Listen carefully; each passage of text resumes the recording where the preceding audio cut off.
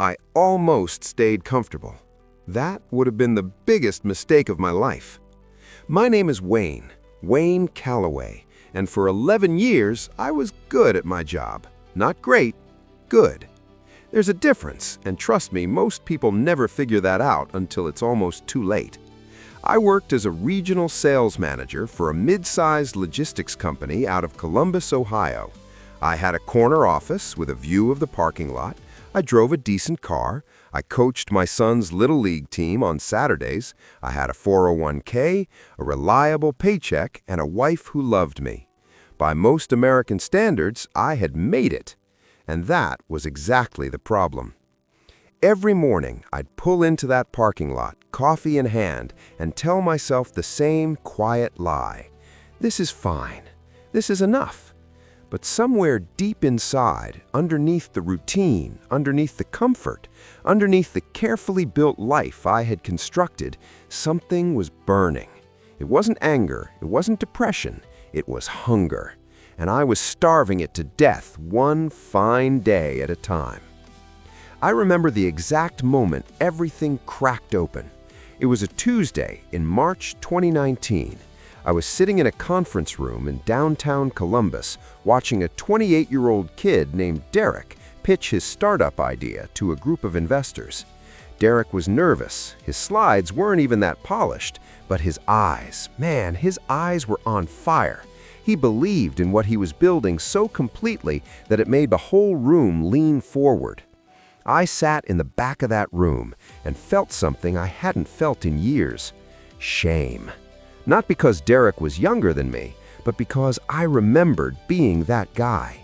I used to have that fire, and somewhere between the promotions and the comfort and the good enough, I had quietly let it go out.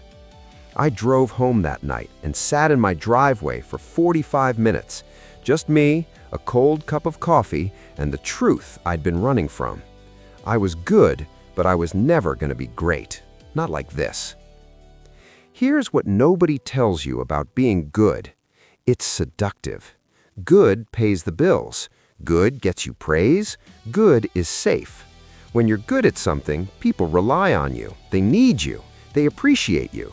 And that appreciation becomes a cage so comfortable you stop noticing the bars. I had built a golden cage, and I was the one who kept locking the door. The idea had been living in my head for 4 years, a freight tech consulting firm, helping small and mid-sized businesses navigate the chaos of modern supply chains. I knew the industry inside out. I had the relationships, I had the knowledge. What I didn't have was the courage to walk away from good and bet on myself. My wife, Renee, saw it before I said a word. That night in the driveway, when I finally walked inside, she just looked at me and said, "You're ready, aren't you?" I nodded, and for the first time in years, I felt like I could breathe. I want to be real with you, though. Letting go of good is not a movie moment. It is not clean. It is not easy. There's no dramatic music playing when you hand in your resignation. There's just your hand shaking a little as you slide the envelope across your manager's desk. There were months when we burned through savings, months when I questioned everything. My son once asked me why I looked worried all the time, and I had to explain to a 9-year-old that sometimes chasing something better means sitting with uncertainty for a while. That broke me a little, and it also steeled me. I launched Calloway Freight Solutions out of my basement in September 2019 with 2 clients, a used laptop, and a $12 a month project management tool. I worked until midnight most nights. I made cold calls until my voice gave out. I lost 3 deals in my first month and almost lost my confidence along with them. But here's what I gained. I gained myself back. There's a version of you that is decent, reliable, and comfortable. That version will get you through life without major disaster. People will respect you. You'll have good memories. And then there's the version of you that's possible. The one that exists just on the other side of the thing you're afraid to give up. The distance between those 2 versions of you is not talent, it's not luck, it's one decision. The decision to stop protecting what's good long enough to reach for what's great.